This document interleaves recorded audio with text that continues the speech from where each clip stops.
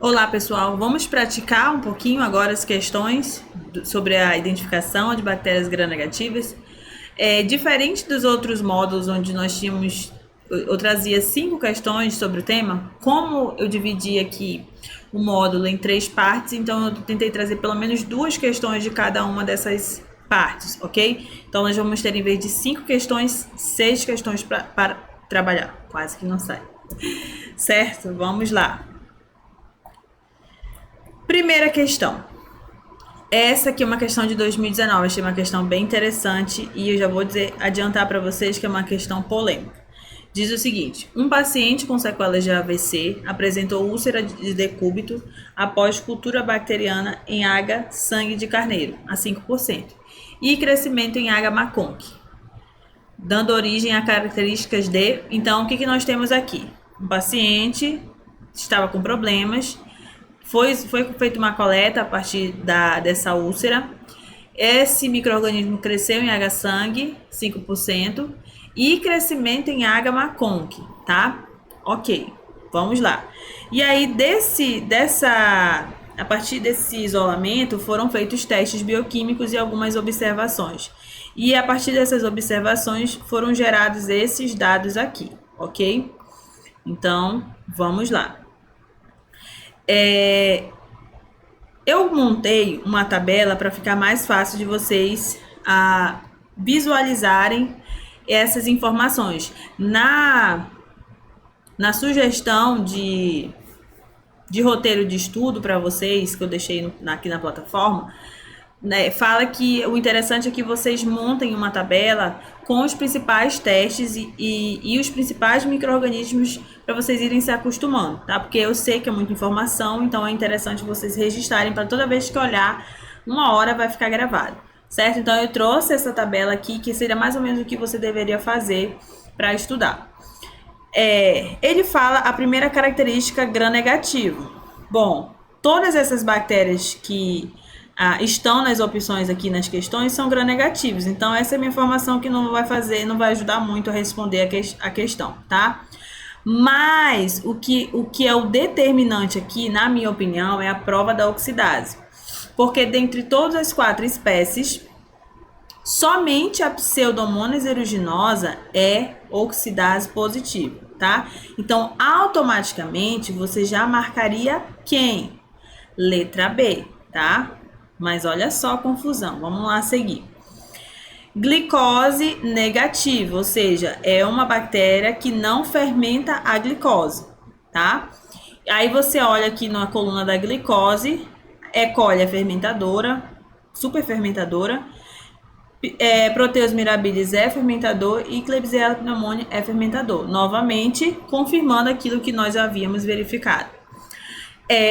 Um outro teste aqui, que é o teste do citrato. Aí é que começa o problema. Porque na informação dada pela questão, essa bactéria, ela é citrato negativo. E quando você olha a bioquímica da Pseudomonas aeruginosa, ela é citrato positivo. Então, você fica assim, ok, então não tem resposta correta. De fato, a opção que é dada pela banca como sendo a correta é a letra D, tá? Então, eu fiz questão de pesquisar a parte do citrato também em artigos para confirmar que, de fato, a Pseudomonas é citrato positivo, tá?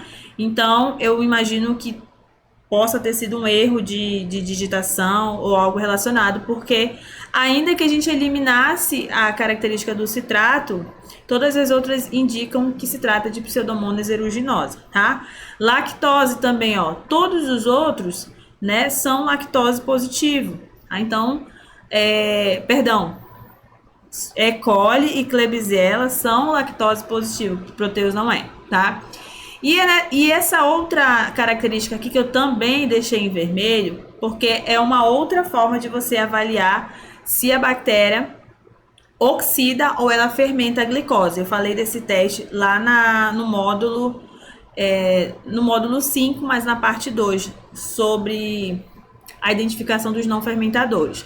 Então, o teste de oxidação e fermentação, a quantidade de glicose é um pouquinho maior, os componentes são um pouco diferentes. E lá você verifica se a bactéria oxida ou ela fermenta. Aqui, a questão só colocou assim, glicose positivo. Isso não ajuda muito, sabe por quê? Porque o que de fato interessa não é só saber que é positivo no teste, mas é importante saber se a glicose ela é fermentada ou se ela é oxidada, tá? Porque de fato é isso que diferencia um do outro. Então, por exemplo, a E. coli, ela fermenta a glicose, o Proteus fermenta a glicose e a Klebsiella fermenta a glicose. Então, automaticamente, todos eles são o quê? Glicose positivo. Então, só dizer que no teste de oxidação-fermentação a glicose é positiva, não diz muita coisa, sabe?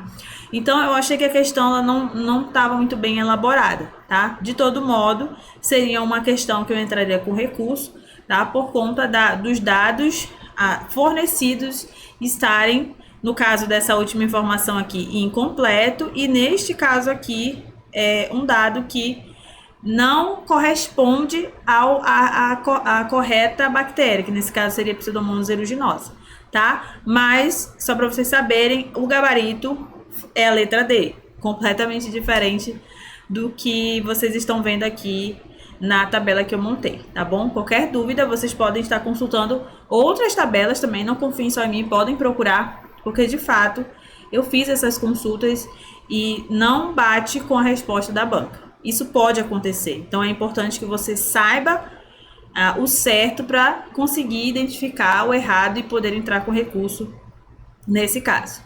Segunda questão, essa aqui de 2022. São meios de cultura utilizados como seletivo e indicador para enterobactérias. Então, inicialmente, os meios seletivos são aqueles meios que possuem componentes capazes de evitar, de inibir o crescimento de outras bactérias. No caso aqui, as gram-positivas em sua maioria, certo? Vamos olhar as opções. Letra A, H-Maconk é seletivo? Sim. O H-Thayer-Martin é indicador para enterobactéria? Não. Acabamos de falar que o H-Thayer-Martin é um H utilizado que é um meio seletivo, porém é um meio seletivo para neisseras, tá? Não para enterobactérias, ok? Então, não caberia aqui como sendo a nossa resposta. Letra B. Agar de Parker, eu nem falei desse agar aqui, nem citei para vocês, e o agar manitol salgado. Os dois meios não são seletivos para enterobactérias. Na realidade, os dois meios eles foram desenvolvidos para ajudar na identificação de Staphylococcus aureus.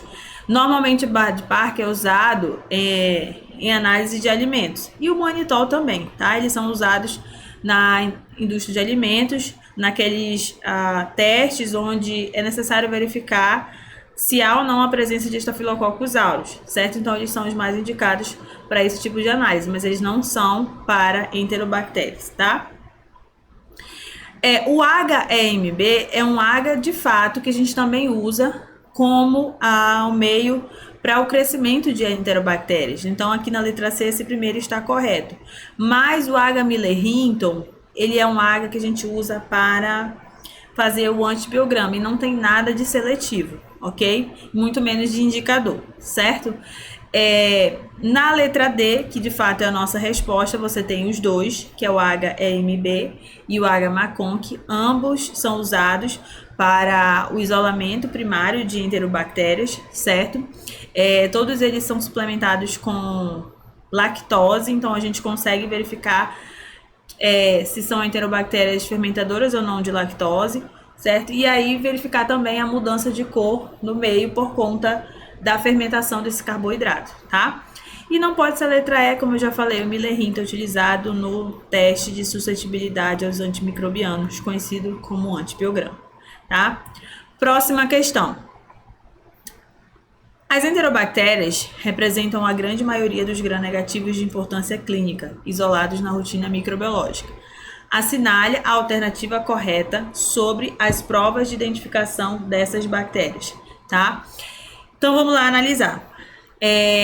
Vamos ver a primeira questão. São bacilos, ele quer a correta. Então, você tem 4 erradas e uma certa. Vamos lá analisar primeiro. São bacilos gram-negativos, enterobactérias? São. Eles são esporulados? Não. Eles têm motilidade? Uns sim e outros não. Então, motilidade variável tá certo. São oxidados negativos? São. Então, a nossa resposta é a letra A. Assim é maravilhoso, né? Quando a gente já encontra a resposta logo de cara.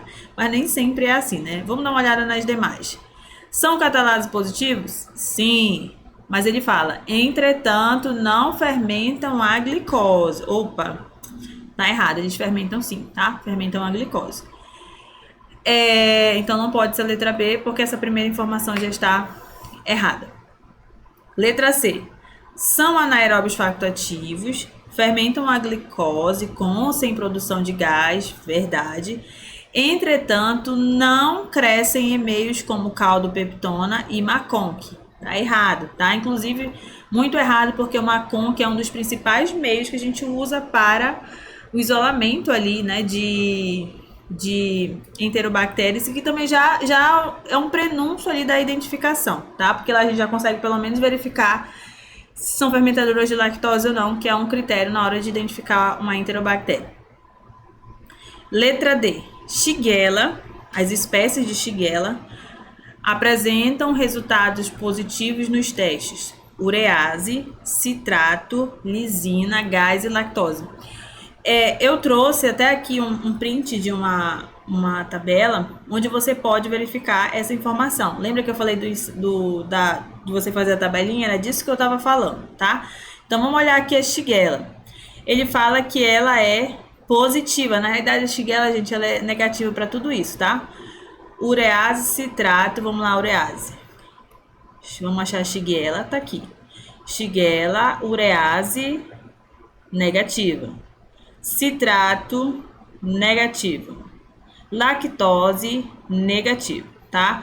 Algumas, né, como é o caso da Shigella sonner, tem uma fermentação muito lenta de lactose, mas ela é a exceção. A maioria não fermenta lactose, tá? E ele fala mais o quê?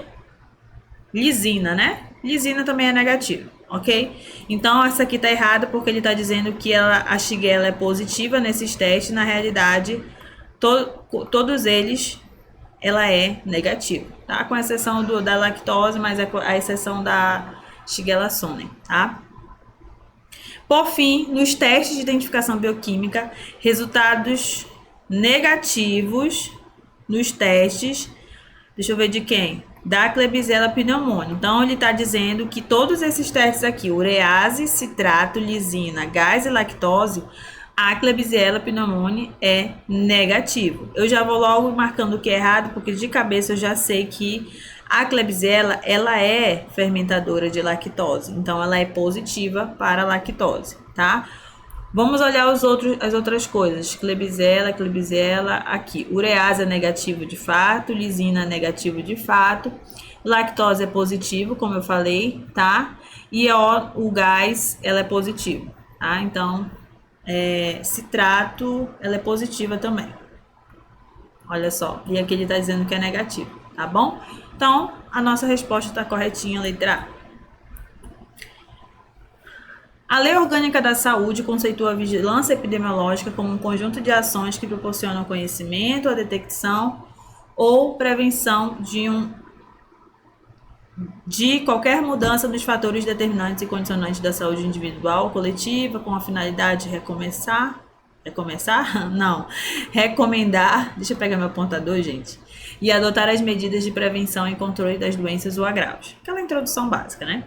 Diante do exposto, os bacilos gram-negativos, classificados como não fermentadores, olha só, já marca aí, ele está falando dos não fermentadores.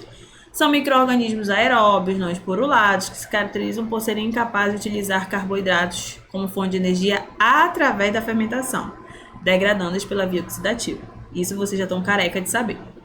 Tá, aí aqui tem 4 opções, onde ele dá algumas informações sobre os não fermentadores, mas dentre essas 4 opções, uma está errada.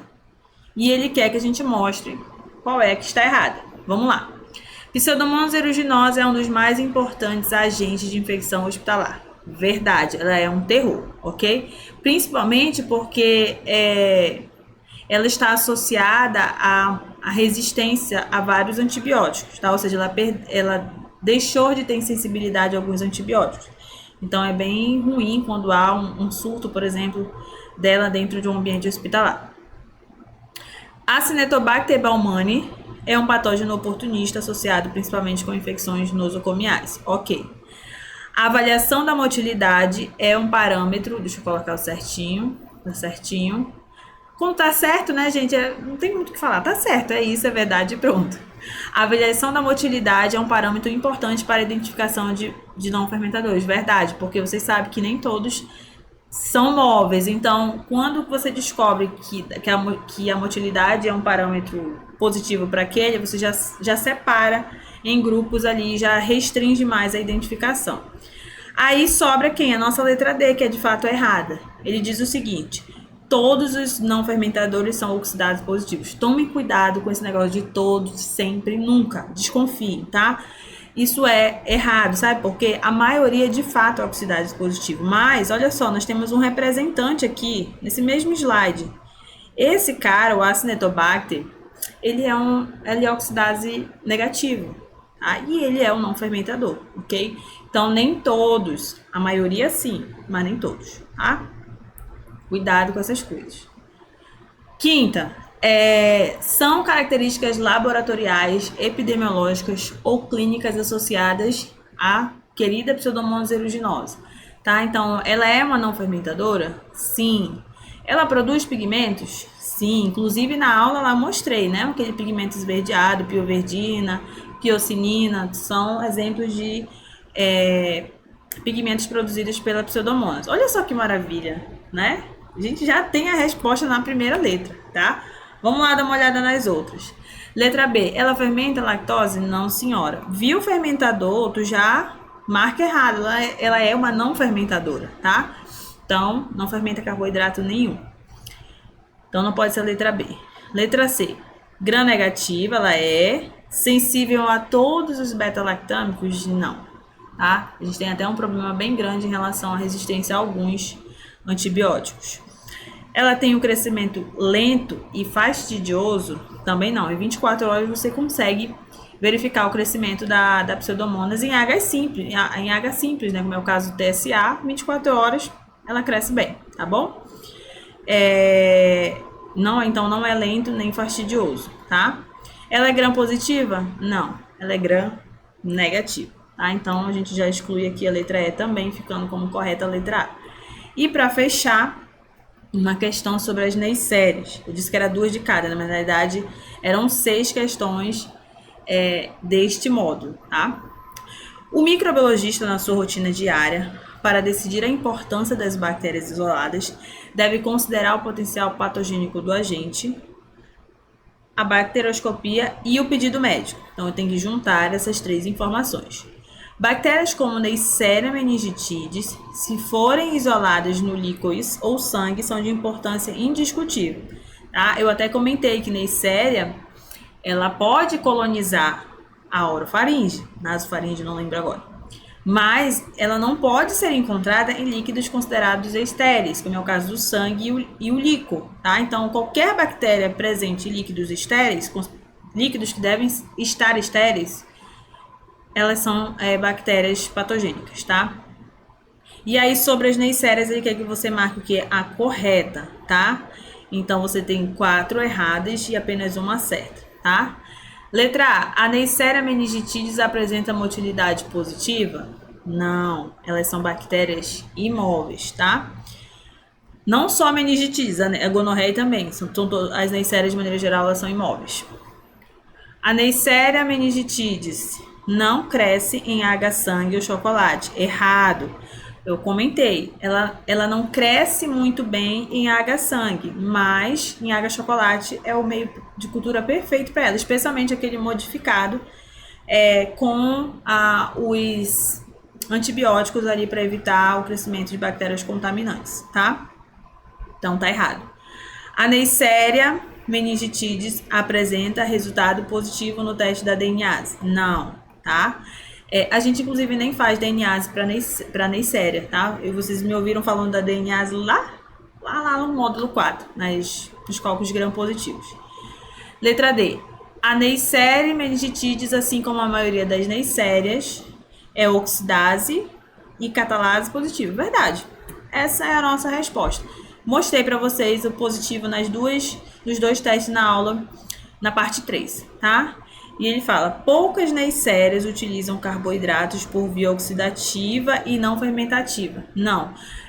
Aqui tá errado porque as Neisserias, lembra que lá na apresentação eu falei que elas são aeróbias? Então, elas vão oxidar os carboidratos.